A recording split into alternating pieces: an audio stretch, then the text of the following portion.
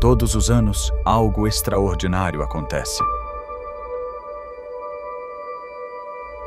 Um movimento de fé, um encontro de corações, um tempo de renovação, de reconexão e de comunhão com Deus.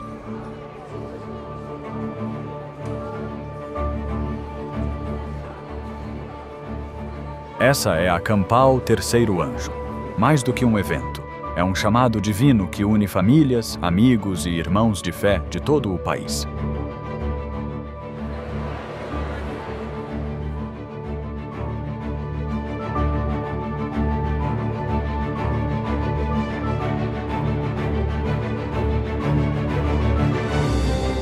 Mensagens inspiradoras, adoração poderosa e encontros que transformam vidas. Cada instante é pensado para reacender a fé e fortalecer sua caminhada com Cristo.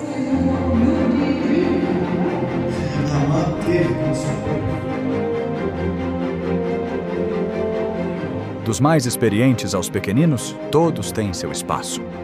Programações específicas para crianças, jovens e adultos tocam corações de todas as idades.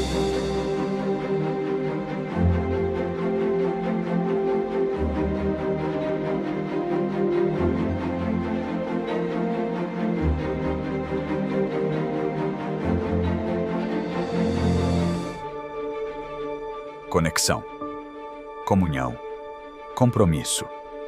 Seja sua primeira vez ou sua terceira, a Campal Terceiro Anjo te recebe de braços abertos.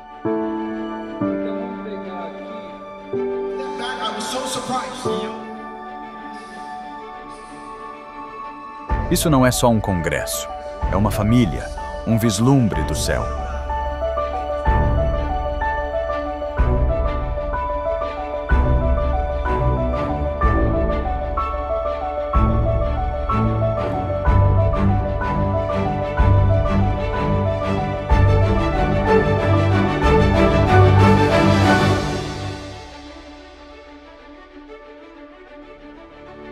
A Campal Terceiro Anjo 2026 já está sendo preparada. E o convite é para você. Não perca o que Deus tem reservado.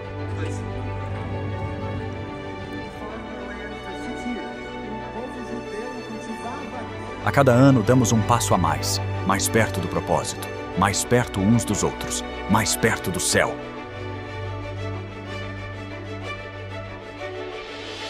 O tema deste ano é Mais Perto deste Lar.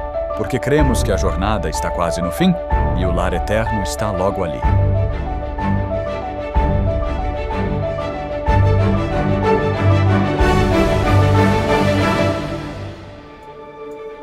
Campal Terceiro Anjo 2026. Mais perto deste lar. Esperamos você lá.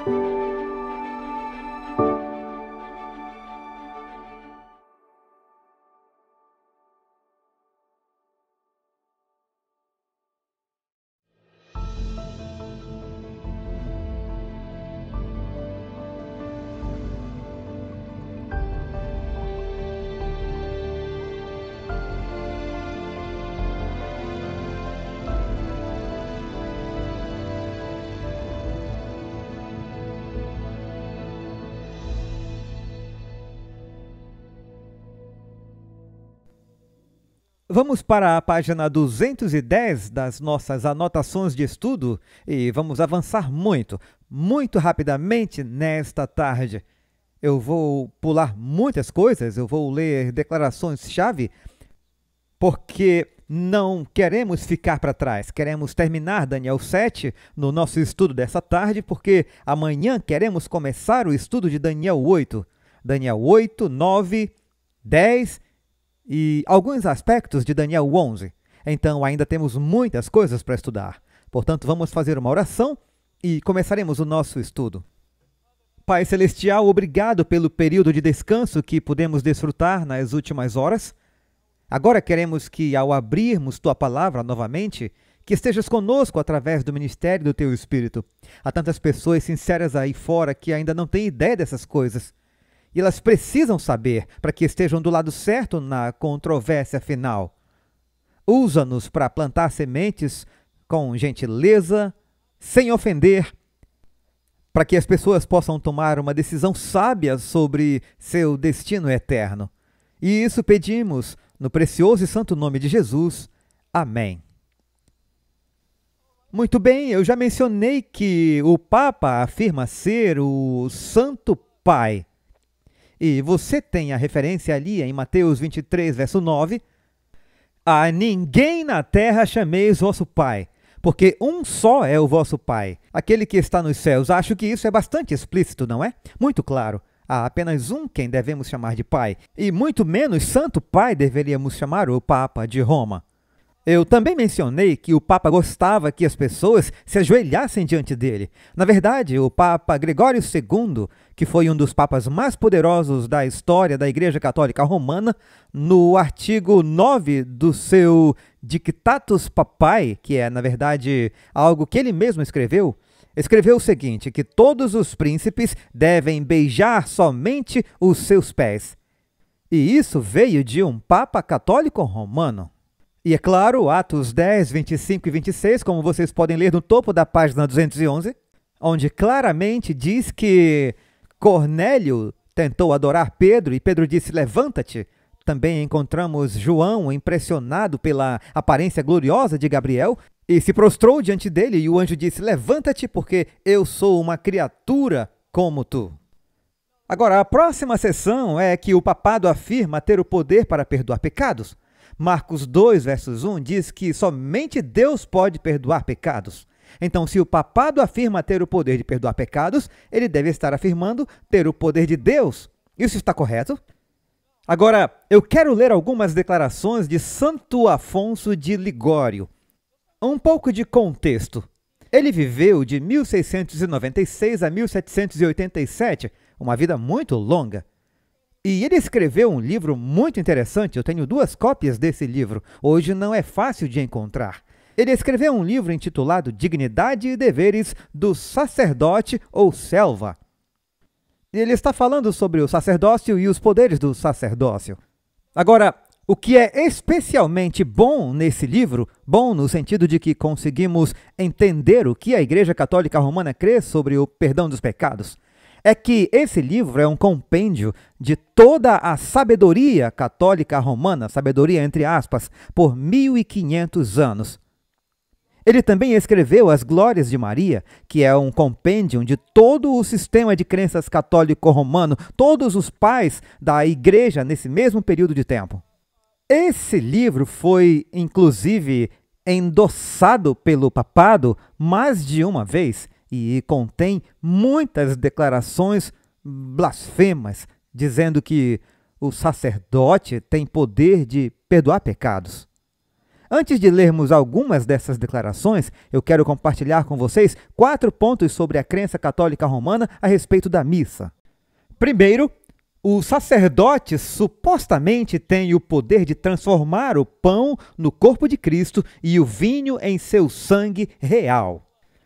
Segundo, crê-se que Cristo está completo em cada hóstia. Ou seja, cada hóstia contém Cristo em sua totalidade. Isso é conhecido como a ubiquidade de Cristo. Terceiro, os fiéis, quando a hóstia é elevada, a adoram, porque supostamente Jesus, o corpo de Jesus, é a hóstia. E, finalmente, o quarto, se essas ideias fossem verdadeiras, o sacerdote teria que exercer o poder do Todo-Poderoso. E é exatamente isso que a Igreja Católica Romana ensina. Vamos para a página 23 e ler essa declaração blasfema no topo da página. Assim, o sacerdote pode, de certo modo, ser chamado de criador de seu Criador, já que, ao dizer as palavras da consagração, ele cria. O sacerdote cria, de acordo com essa visão. Ele cria, por assim dizer, Jesus no sacramento, dando-lhe uma existência sacramental e o produz como uma vítima a ser oferecida ao Pai Eterno. Assim como na criação do mundo foi suficiente que Deus dissesse, faça-se e foi criado, ele falou e tudo se fez, assim também é suficiente que o sacerdote diga hoc est corpus meum, isto é o meu corpo, e eis que o pão já não é mais pão, mas o corpo de Jesus Cristo. O poder do sacerdote, diz São Bernardino de Sena, um dos heróis da teologia católica romana. O poder do sacerdote, diz São Bernardino de Sena, é o poder da própria pessoa divina, pois a transubstanciação do pão exige tanto poder quanto a criação do mundo. Isso é blasfêmia. E claro, sabemos que o chifre pequeno proferiu palavras arrogantes contra o Altíssimo e o Apocalipse identifica isso como blasfêmia. Aqui está outra citação. Quando ascendeu ao céu, Jesus Cristo deixou seus sacerdotes após ele para ocuparem na terra o seu lugar entre Deus e os homens, particularmente no altar. O sacerdote ocupa o lugar do próprio Salvador quando, ao dizer ego te absolvo, que significa eu te absolvo, ele absolve ou perdoa pecados. Essas são apenas algumas declarações. Há outras que eu espero que vocês tenham tempo para ler nesta sessão. A seguir, o papado afirma que o Papa é infalível quando fala ex cátedra, que significa quando fala do trono. Por exemplo, Gregório VII, estamos na página 214, logo abaixo do meio da página, em seu famoso Dictatus Papae, fez 27 proclamações. Esse é um papa fazendo proclamações. E ele é um dos papas mais poderosos da história da Igreja Católica Romana. Ele e Inocêncio III estão no período do ápice do poder do papado romano. Observem o que ele escreveu. Que a Igreja Romana nunca errou, nem, de acordo com as Escrituras, jamais errará. Observem agora, no final da próxima página, página 215, estou pulando várias declarações. Eu espero, mais uma vez, que vocês as leiam. Fritz Leicht escreveu o seguinte: a infalibilidade do Papa é a infalibilidade do próprio Jesus Cristo. Sempre que o Papa pensa, é Deus quem está pensando nele. Isso é blasfêmia. Agora, o dogma mais controverso, já promulgado ou aprovado pelo papado romano, foi o dogma da infalibilidade papal. Vocês podem ler toda a história disso nas páginas seguintes. Mas eu quero apenas ler esta declaração de Adam Clarke, que foi um comentarista protestante de muito tempo atrás. E o seu comentário é sobre Daniel 7,25. Isso está no comentário sobre Daniel 7, e ele comenta Daniel 7,25. Eis o que ele escreveu. Eles assumiram a infalibilidade, que pertence somente a Deus. Eles professam perdoar pecados, o que pertence somente a Deus. Professam abrir e fechar o céu, o que pertence somente a Deus. Professam ser superiores a todos os reis da terra, o que pertence somente a Deus. E vão além de Deus ao fingirem libertar nações inteiras de seu juramento de lealdade aos seus reis, quando tais reis não os agradam. E vão contra Deus quando concedem indulgências pelos pecados. Esta é a pior de todas as blasfêmias. Agora, houve católicos romanos que questionaram esse dogma. Um deles, no próximo parágrafo, foi Hans Kung. Ele tinha uma cátedra de ensino na Universidade de Tübingen, na Alemanha. E ele escreveu um livro intitulado Infalível, uma investigação.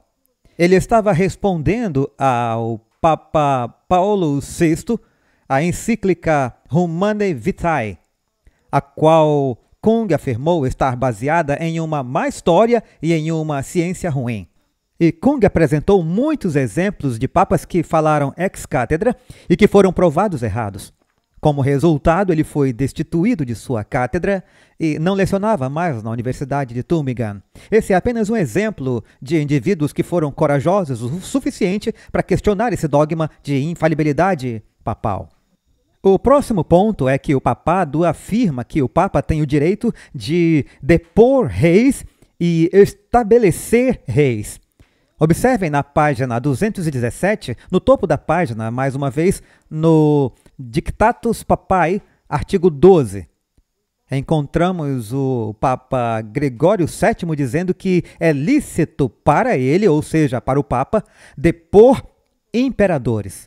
E no artigo 27 ele escreveu que ele, isto é, o Papa, pode absolver os súditos de sua lealdade a governantes injustos. Em outras palavras, se há um governante injusto, o Papa pode dizer que o povo não precisa obedecer o governante civil. Observem um pouco mais adiante o decreto de Graciano, parte 1, e vocês encontrarão as demais partes da referência ali. Ele afirma com clareza suficiente que, pelo poder secular, ou seja, pelo governo, o Papa não pode de forma alguma ser ligado ou desligado. Ele que com certeza foi chamado por Deus pelo piedoso líder Constantino, ou seja, o Papa foi chamado de Deus por Constantino. É isso que esse autor está dizendo. E é claro que Deus não pode ser julgado por homem. Não são declarações blasfemas? São claramente declarações blasfemas. Observem o que escreveu o Papa Pio V no final da página, ao depor a rainha Elizabeth da Inglaterra em 1570. Aquele que reina nas alturas, a quem foi dado todo o poder no céu e na terra, com toda a plenitude de poder entregou o governo da única Santa Igreja Católica e Apostólica, fora da qual não há salvação, ao único governante sobre a terra, a Pedro, o príncipe dos apóstolos, e ao pontífice romano, sucessor de Pedro.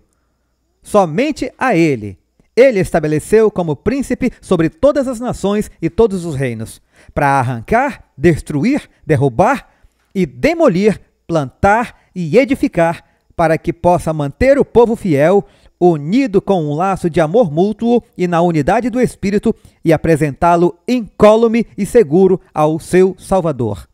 Declaração blasfema. Observem o que Pio V escreveu em sua bula. A propósito, isso não significa que seja um absurdo. Bula significa uma carta pessoal, embora o outro sentido também possa se aplicar. Mas, de qualquer forma, no artigo 4, ele escreveu: além disso, ela mesma, referindo-se a Elizabeth, estava privada de pretenso direito ao dito reino e também de todo domínio, dignidade e privilégio que seja. Ele depôs a rainha. Isso não é significativo que ele depôs a rainha? Ele tinha esse direito? Quem estabelece reis e quem os remove? É Deus. O artigo 5º diz: e assim absolvemos os nobres, súditos e povos do dito reino, e todos os outros que tenham feito qualquer juramento a ela, da obrigação de seu juramento, e também de todo o dever de domínio, fidelidade e obediência. E privamos a dita Elizabeth de seu pretenso direito ao reino e de todas as outras coisas acima referidas. E ordenamos e instruímos todos e cada um dos nobres, súditos, povos e outros acima mencionados a não se aventurarem a obedecer às suas advertências, ordens e leis. Portanto, claramente, o Papa, a propósito, ele também depois Henrique IV, vocês devem conhecer essa história.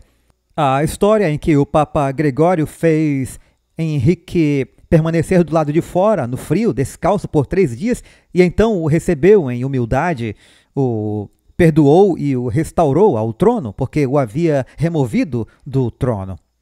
Agora, quem é o único que é juiz? Deus é o único juiz.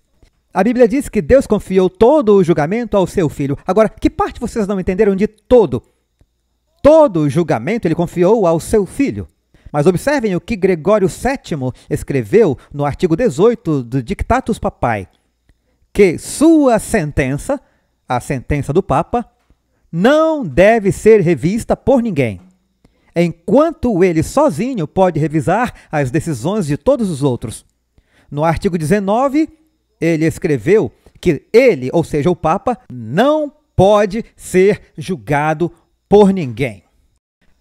E então, na página seguinte, página 219, Lúcio Ferraris escreveu o seguinte. Esse é o mesmo Lúcio Ferraris que mencionei anteriormente, que escreveu um comentário, Prompta Bibliotheca. Notem o que diz esta afirmação. Assim, se fosse possível que os anjos errassem na fé, ou pensassem contrariamente à fé, eles poderiam ser julgados e excomungados pelo Papa. pois ele possui tamanha dignidade e poder que forma um só e mesmo tribunal com Cristo. Então, deixem-me perguntar: será que a história prova que o papado proferiu blasfêmias contra o Altíssimo? Está provado além de qualquer dúvida. Não dúvida razoável, mas além de qualquer dúvida. Vamos agora à característica número 6. O papado tem sido um poder perseguidor. Absolutamente tem sido um poder perseguidor. Agora, eu gostaria que tivéssemos tempo para cobrir todo o material. Esta é uma sessão longa. Ela trata também da desculpa, entre aspas, de João Paulo II, quando ele pediu perdão por todas as perseguições da igreja. Mas ele não disse que foi a igreja, e sim certos indivíduos dentro da igreja. Portanto, ele não culpou a igreja. Vocês podem ler sobre isso mais tarde. Agora, o papado ensina que tem poder para perseguir com base em duas passagens principais que interpreta erroneamente da Bíblia. Uma é Mateus 16, versos 16 ao 18, e a outra é Mateus 10, 34 ao 37. Mateus 10, 34 a 37 é uma passagem muito interessante.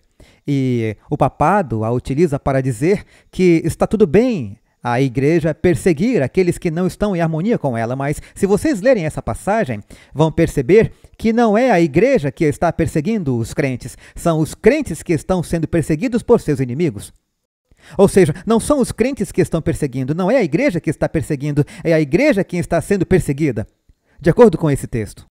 A outra passagem é Mateus 16, 16 a 18, e se vocês quiserem um estudo completo sobre isso, eu apresentarei na série sobre Maria, a mãe de Jesus. Eu fiz uma apresentação inteira sobre a má interpretação desse texto por parte da Igreja Católica Romana, onde se afirma que Deus deu a Pedro as chaves do reino para ligar e desligar, mas não tem o significado que o papado romano lhe atribui. Um exame cuidadoso da Bíblia indica que Jesus pretendia que a igreja e o Estado permanecessem separados. A propósito, há dois apêndices em suas anotações de estudo. Um é dando a César o que lhe é devido, e o outro é dando a Deus o que lhe é devido. Esse ponto é ampliado em dois dos apêndices que vocês têm no volume 2 das anotações de estudo. Portanto, eu não vou me alongar muito nisso, pois já está lá o que devemos a Deus e o que devemos a César. Será que Jesus separou o que devemos a Deus e o que devemos a César? Claro que sim. Dai, pois, a César o que é de César e a Deus o que é de Deus. Vocês encontram isso em Mateus capítulo 22 e verso 21. O propósito do governo é preservar a ordem civil da sociedade, enquanto o propósito da igreja é salvar almas. Em outras palavras, ambos têm uma razão legítima para existir. Jesus reconheceu que há dois poderes. Ele disse que há o poder de César e há o poder de Deus. Mas ele disse que devemos algo a César e devemos algo a Deus. Deixe-me perguntar, seria errado o governo exigir que a igreja entregasse uma porcentagem do dízimo? Seria errado o governo dizer, me dê 20% do dízimo que as pessoas entregam à igreja? Claro que sim. Por quê? Porque devemos o dízimo a Deus, certo? Seria errado o governo dizer, vocês não podem guardar o sábado, têm que adorar no domingo? Seria ilegítimo? Claro que sim. Porque a quem devemos a observância do sábado? Devemos a observância do sábado a Deus e não a César. Os primeiros 4 mandamentos são nosso dever para com Deus. Os últimos 6 são nosso dever para com o nosso próximo. Lembram quando Jesus estava diante de Pilatos? Pilatos perguntou a Jesus, tu és rei? E o que Jesus respondeu? Tu dizes que eu sou um rei, mas o meu reino é o quê? Meu reino não é deste mundo. E há um fato notável. O julgamento e a crucifixão de Cristo seguiram o mesmo padrão que, mais tarde, o papado romano implementou. Vocês perguntam, como assim? Por que Jesus foi odiado pela igreja de seus dias? Ouçam com atenção agora, antes que eu responda essa pergunta. Aqueles que perseguiram o povo fiel de Deus foram outros que também afirmavam ser o povo fiel de Deus. Quem foram os maiores inimigos dos profetas no Antigo Testamento? O povo para quem eles foram enviados. Quem foi o maior inimigo de Abel? Seu próprio irmão, certo? Quem foi o maior inimigo de Elias? Israel. Quem foram os maiores inimigos de Jesus? A igreja de seus dias. Durante os 1260 anos, quem foi o maior inimigo dos fiéis? A igreja apóstata. Portanto, é muito fácil determinar se você está do lado certo ou errado. Se você é um perseguidor, você está do lado errado. Se você é perseguido, então está do lado certo. Então, certifique-se de estar entre os perseguidos. E você pode dizer, pastor, não me diga isso. Eu não quero ser perseguido. Bem, eu também não quero ser, mas precisamos ser fiéis ao Senhor. Portanto, o que aconteceu com Jesus? Jesus foi preso porque se recusou a aceitar as tradições e a autoridade da igreja apóstata de seus dias, correto? E o que aconteceu a seguir?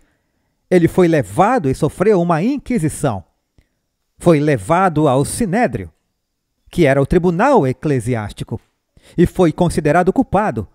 Mas a igreja não podia matá-lo. Ela não tinha autoridade para matar Cristo. Então, a que autoridade a igreja recorreu? Eles apelaram a Pôncio Pilatos para apenas carimbar o que a igreja já havia decidido. Estão entendendo? É exatamente isso que aconteceu durante a Inquisição ao longo dos 1260 anos. Idêntico.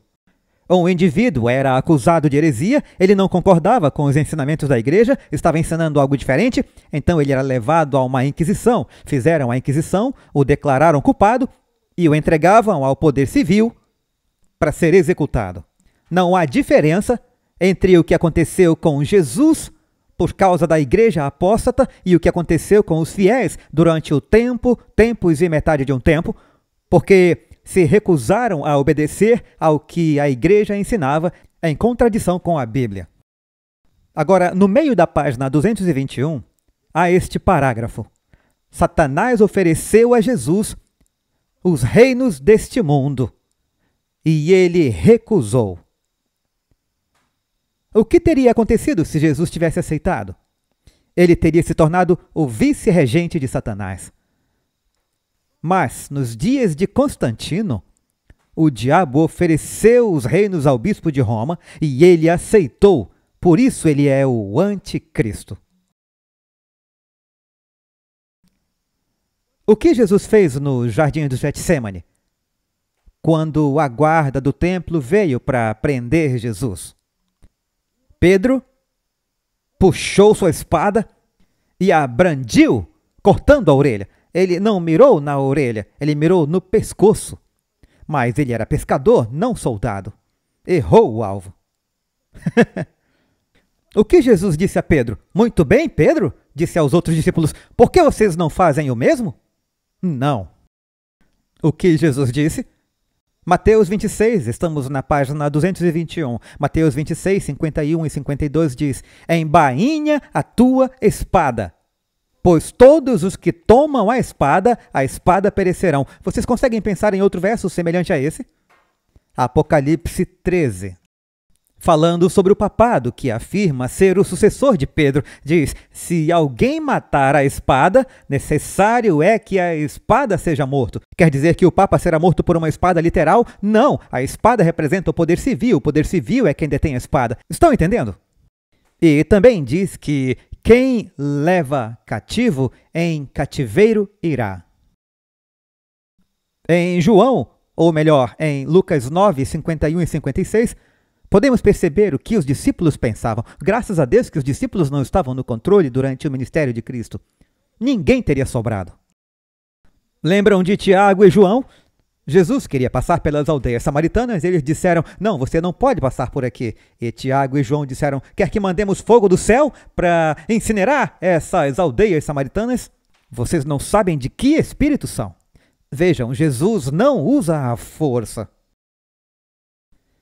Ele usa a persuasão. A igreja deve usar essa espada, a espada do Espírito, mas Deus, segundo Romanos 13, também deu ao Estado uma espada, para preservar a ordem civil.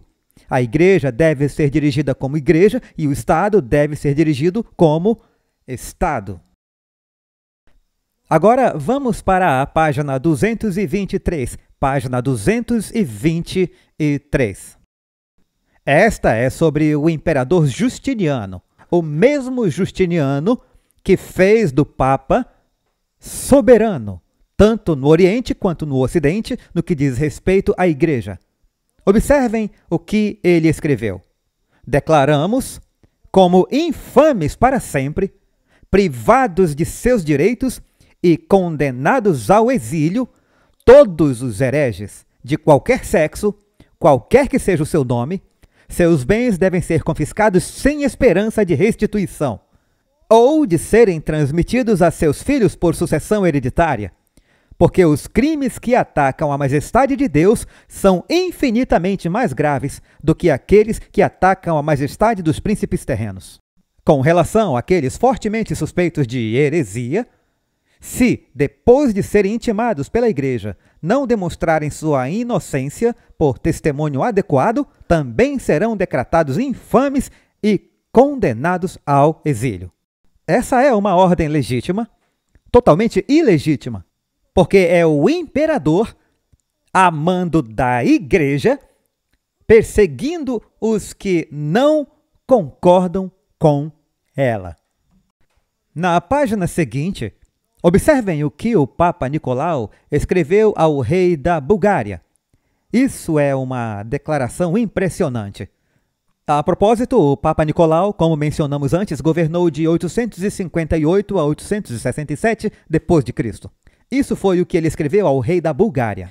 Eu glorifico você por ter mantido sua autoridade ao colocar à morte aquelas ovelhas desgarradas que se recusaram a entrar no aprisco. Estão conseguindo entender? E o congratulo por ter aberto o reino dos céus ao povo submetido ao seu governo. Um rei não precisa temer comandar massacres quando isso mantiver seus súditos obedientes ou os fizer submeterem-se à fé de Cristo. E Deus o recompensará neste mundo e na vida eterna por esses assassinatos. O papado foi uma organização perseguidora? Sim, e por que não persegue hoje? Porque está com uma ferida mortal. E vai voltar a perseguir? Quando a ferida mortal for curada. E a cura da ferida representa a espada do Estado sendo devolvida ao papado. E quando o papado tiver novamente em sua mão a espada do poder civil, fará o que fez no passado, com a ajuda dos Estados Unidos da América e das outras nações do mundo que se unirão aos Estados Unidos nesse esforço. Agora vamos para a parte inferior da página 226. Aqui, Inocêncio IV é descrito por Peter de Rosa. Peter de Rosa é um católico romano, mas ele escreveu um livro intitulado O Vigário de Cristo. Um livro realmente revelador. Ele fala sobre todas as perseguições e toda a corrupção que existia em sua própria igreja, a Igreja Católica. Ele expõe tudo. Observem o que ele escreveu sobre Inocêncio IV. Na visão do Papa Inocêncio, era mais perverso para os albigenses, que era um grupo remanescente contra o papado, era mais perverso os albigenses chamá-lo de anticristo, do que ele provar isso queimando-os, homens, mulheres e crianças aos milhares. Ele também escreveu no livro O Vigário de Cristo, páginas 175 e 176, dos 80 papas, em uma linha a partir do século XIII, nenhum deles desaprovou a teologia e o aparato da Inquisição. Pelo contrário, um após o outro acrescentou seus próprios toques cruéis ao funcionamento dessa máquina mortal. 80 papas, nenhum protestou contra o que a Inquisição estava fazendo. Observem agora, na parte do meio para o fim da página 227, temos Tomás de Aquino. Vocês já ouviram falar de Tomás de Aquino? 2 pilares teológicos da Igreja Católica: Agostinho, que morreu em 430 d.C., e Tomás de Aquino. Veja o que Aquino escreveu, isso é muito interessante. Com relação aos hereges, 2 elementos devem ser considerados: um do lado deles e o outro da parte da igreja. Do lado deles está o pecado pelo qual merecem não apenas ser separados da igreja por excomunhão, mas também serem banidos do mundo pela morte. Pois é uma ofensa muito mais grave corromper a fé pela qual a vida da alma é sustentada do que falsificar a moeda, que é um auxílio à vida temporal. Assim, se falsificadores ou outros malfeitores são imediatamente entregues pelos príncipes seculares à morte justa, muito mais os hereges, uma vez convictos de heresia, devem ser não apenas excomungados, mas também justamente condenados à morte. Mas vejam, a igreja é misericordiosa. Da parte da igreja é misericordiosa, com vistas à conversão deles que erram, e, portanto, ela não os condena de imediato. Mas após a primeira e a segunda admoestação, como ensina o apóstolo. Depois disso, porém, se o homem ainda for considerado obstinado, a igreja, não tendo esperança de sua conversão, provê a segurança dos outros, porque eles estão ensinando o que chamam de heresias.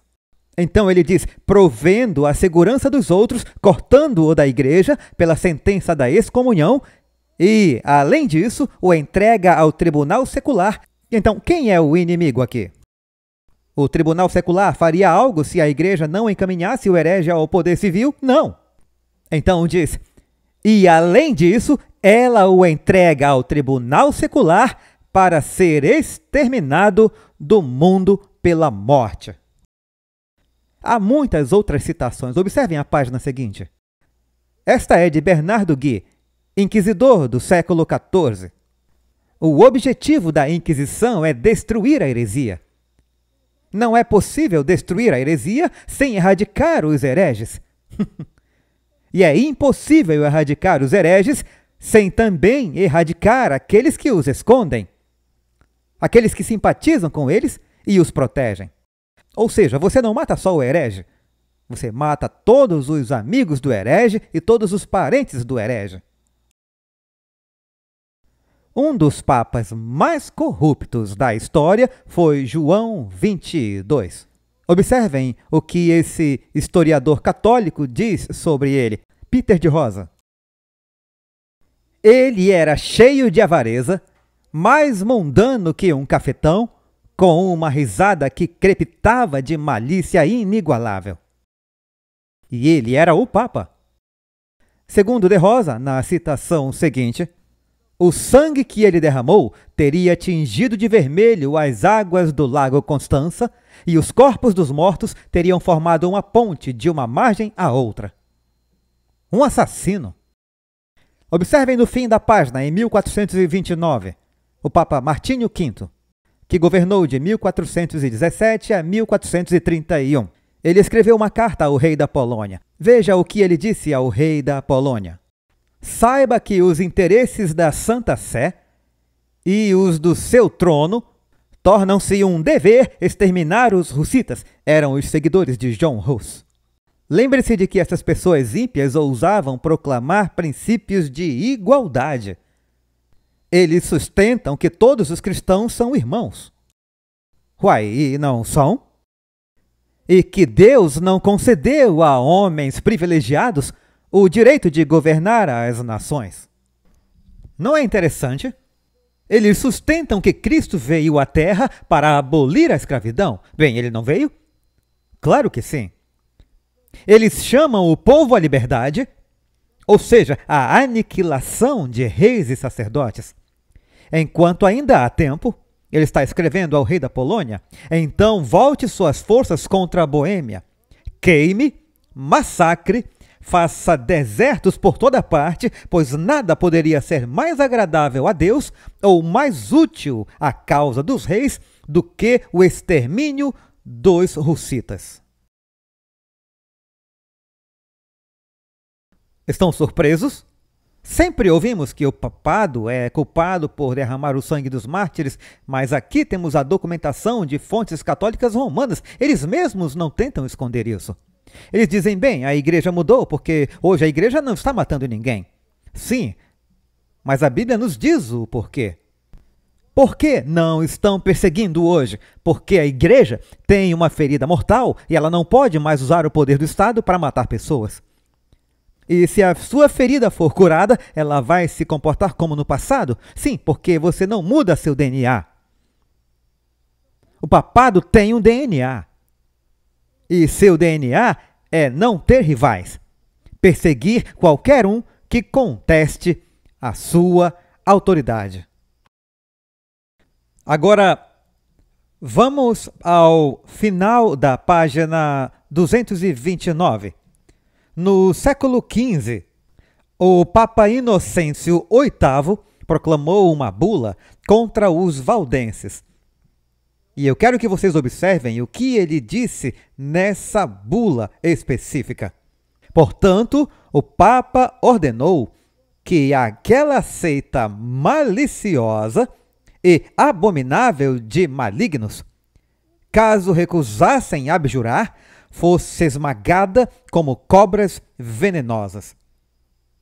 Está falando dos valdenses. A propósito, nas próximas páginas, não vamos ler aqui, vocês têm o juramento extremo da ordem dos jesuítas.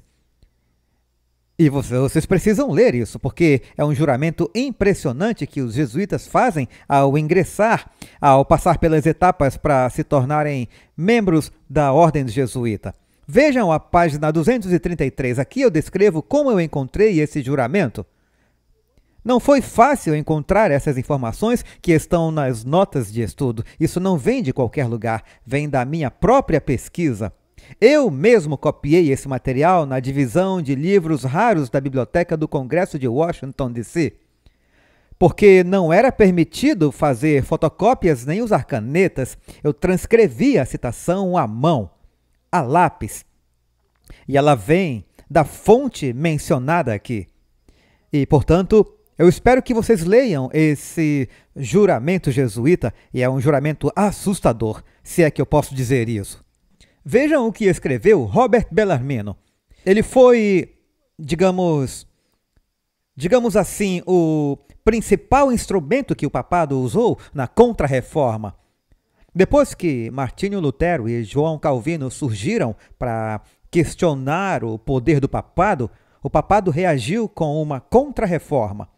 E é claro, a maior tentativa de deter a reforma foi o Concílio de Trento, que ocorreu de 1545 a 1563, o concílio mais longo da história da Igreja Católica.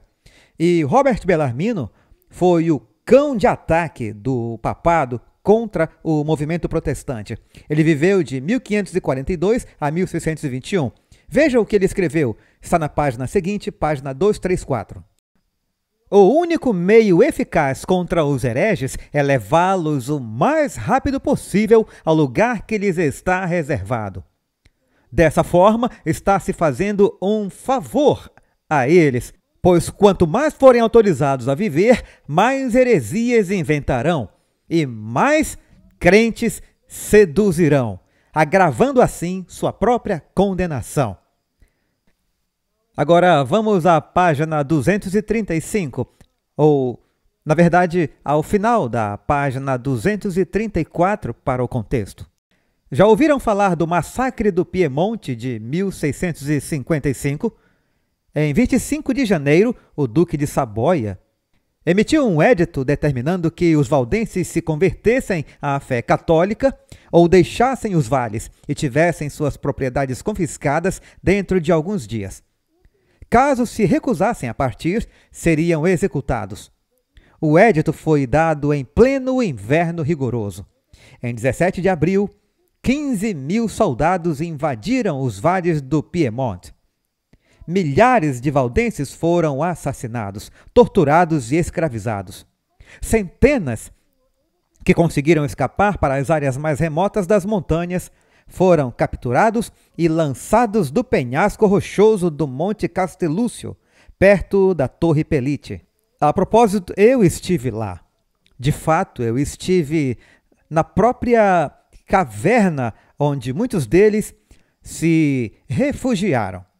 E eles foram, na verdade, queimados vivos quando foram descobertos ali. Todos foram assassinados naquele lugar. E eu mesmo subi até o topo do Monte Castelúcio. E quando eu estive lá, eu vou te dizer, enquanto revisava mentalmente a história, eu disse: uau, é impressionante estar em pé aqui, onde esses indivíduos permaneceram firmes em sua fé, dispostos a morrer por seu Salvador. Vocês conhecem Juan Antonio Lorente, da Espanha? Ele foi o secretário da Inquisição Espanhola, uma das piores inquisições durante esse período de domínio papal. Mas ele escreveu de forma muito franca sobre esse mecanismo terrível da Inquisição. Observem o que ele escreveu. Eu fui secretário da Inquisição na Corte de Madrid, nos anos de 1789, 1790 e 1791. Eu conhecia bem o estabelecimento para poder refutá-lo. Era perverso em sua origem. Constituição e leis. Apesar das apologias que foram escritas em sua defesa. Aí está alguém que falou com franqueza. Ele foi secretário-geral da Inquisição. Vejam o que mais ele escreveu.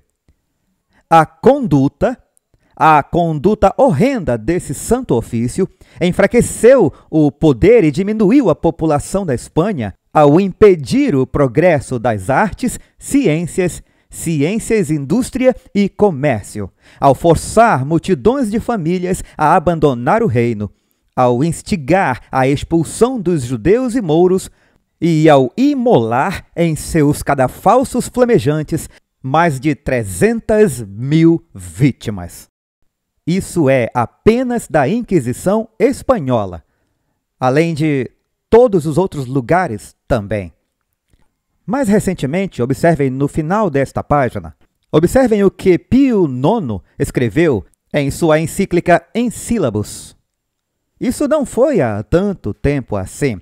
Foi em 1864, muito depois da Reforma Protestante e da Contra-Reforma. Veja o que ele escreveu. Malditos sejam aqueles que afirmam a liberdade de consciência e de culto, e aqueles que sustentam que a Igreja não deve empregar força.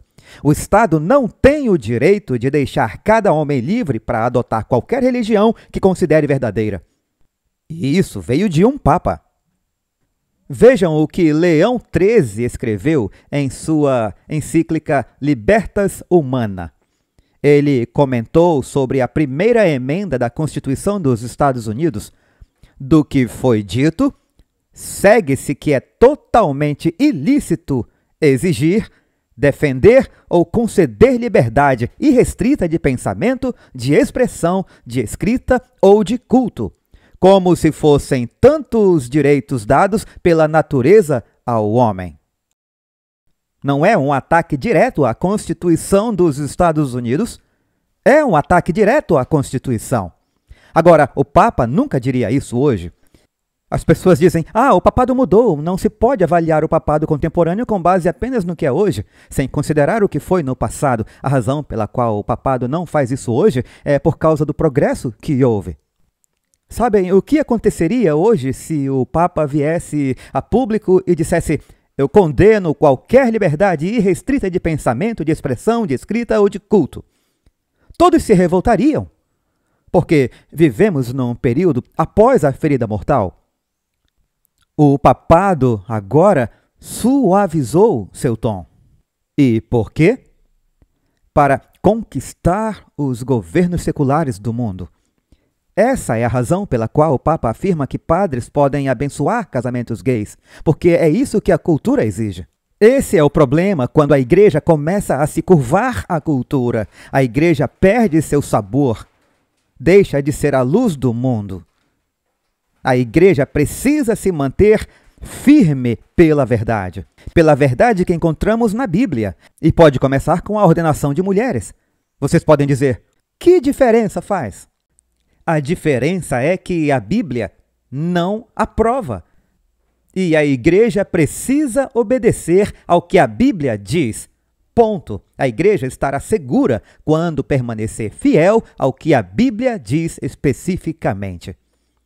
Vejam na próxima página, página 237, Dr. Marianus de Luca, um jesuíta e ex-professor de Direito Canônico da Pontifícia Universidade Gregoriana, que é o equivalente católico da Universidade de Andrews, servindo a Igreja Católica Mundial. Veja o que ele escreveu. O magistrado civil, por ordem e comissão da Igreja, deve punir o herege com a pena de morte. Agora, não sei até onde devemos ir com isso. Talvez eu leia só mais uma ou duas citações, porque o nosso tempo está acabando. Vamos para a página... Há tanta coisa aqui. Vamos para a página 237. Página 237. Este é Alfred Baudrillard. Ele faz um comentário realmente muito interessante sobre o papel da igreja na iniciação da violência durante os 1260 anos. Ela, a igreja, agora, ouçam isso, e ela proclama em alta voz que tem horror ao sangue. O quê? A igreja o quê? E ela proclama em alta voz que tem horror ao sangue. No entanto, ao se deparar com a heresia, ela não se contenta com a persuasão. Argumentos de ordem intelectual e moral lhe parecem insuficientes, e ela recorre à força ou ao castigo corporal, à tortura. Ela cria tribunais como os da Inquisição, invoca as leis do Estado em seu auxílio. Se necessário, incentiva uma cruzada ou guerra religiosa. E todo o seu horror ao sangue culmina, na prática, em instigar o poder secular a derramá-lo. Portanto, se você disser ao papado romano, vocês assassinaram milhões e milhões de pessoas durante os 1260 anos, eles dirão, não fomos nós, foi o Estado quem fez isso. É isso que eles dizem. Mas por que o Estado fez isso? Porque a igreja pediu ao Estado que fizesse. Não é o mesmo que aconteceu com Cristo?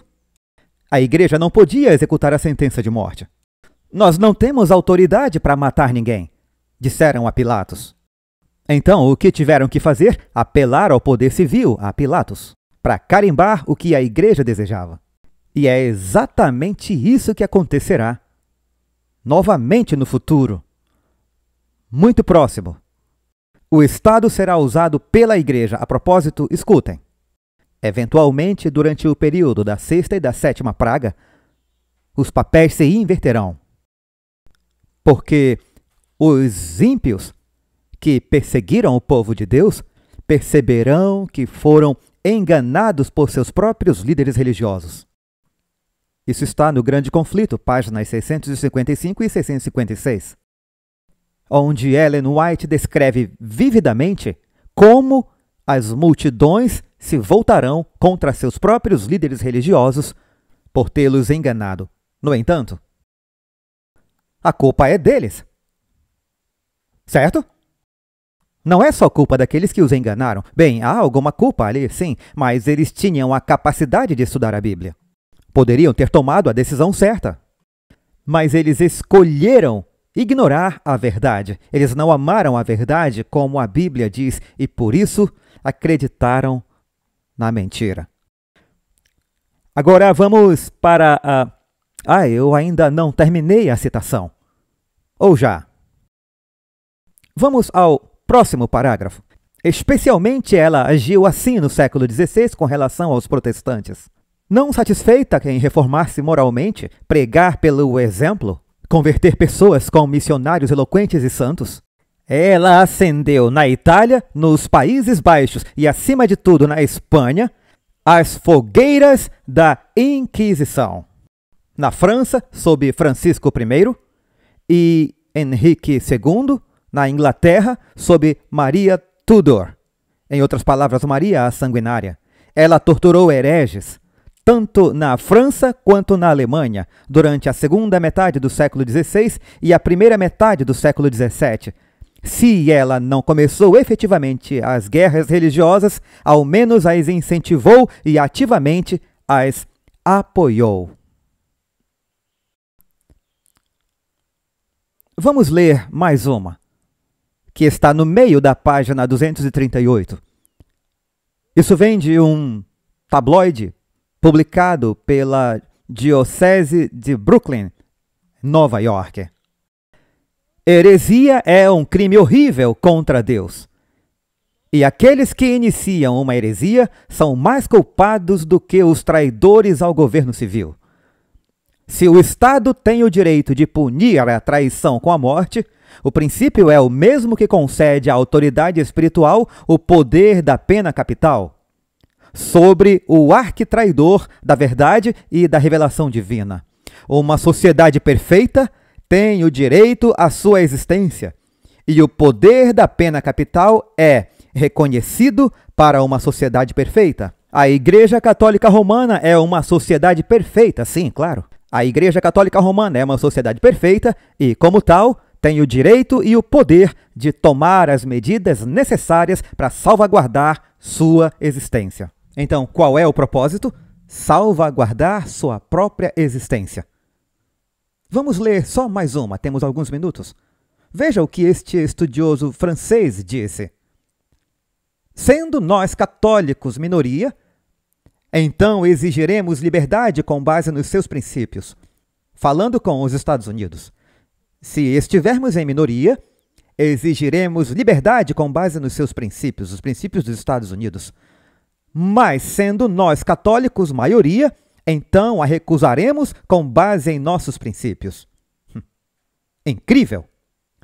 Julgada pelos padrões contemporâneos, a Inquisição, especialmente como se desenvolveu na Espanha no fim da Idade Média, só pode ser classificada como um dos capítulos mais sombrios da história da Igreja. Então, o que vocês acham? É verdade que o chifre pequeno perseguiu os santos do Altíssimo? Podem apostar que sim. O papado perseguiu também a mulher, lançando água de sua boca para tentar afogá-la, tentando destruir a Igreja fiel de Deus? A resposta é sim. A propósito, algumas pessoas dizem que a prostituta de Apocalipse 17 é a mesma que a mulher de Apocalipse 12 vestida com o sol. Mas isso não pode ser verdade, porque durante os 1260 anos você tem a igreja apóstata que persegue e você tem aqueles que fugiram para os vales do Piemonte. Todos os anos, algo extraordinário acontece. Um movimento de fé. Um encontro de corações, um tempo de renovação, de reconexão e de comunhão com Deus.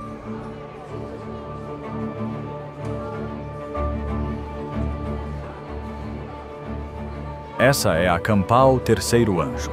Mais do que um evento, é um chamado divino que une famílias, amigos e irmãos de fé de todo o país.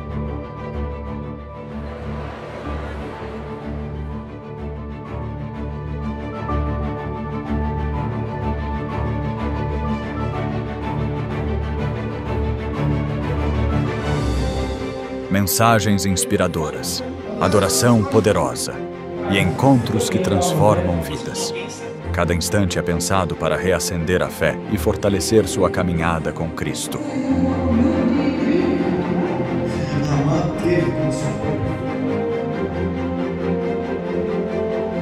Dos mais experientes aos pequeninos, todos têm seu espaço.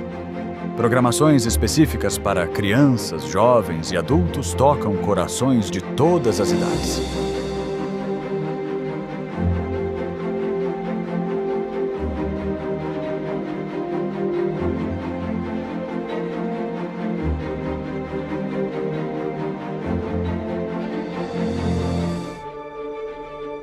conexão, comunhão, compromisso.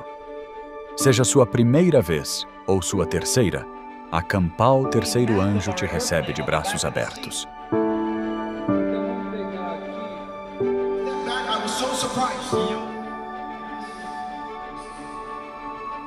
Isso não é só um congresso, é uma família, um vislumbre do céu.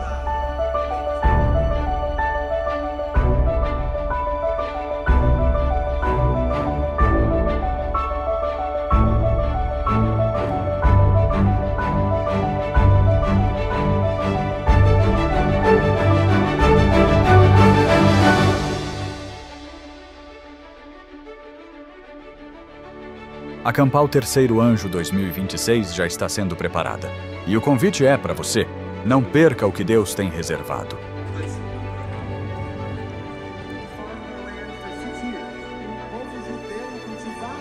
A cada ano damos um passo a mais perto do propósito, mais perto uns dos outros, mais perto do céu.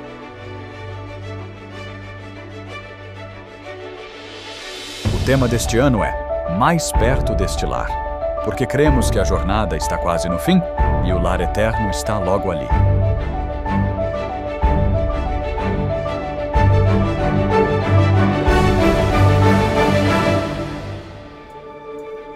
Campal Terceiro Anjo 2026, mais perto deste lar. Esperamos você lá!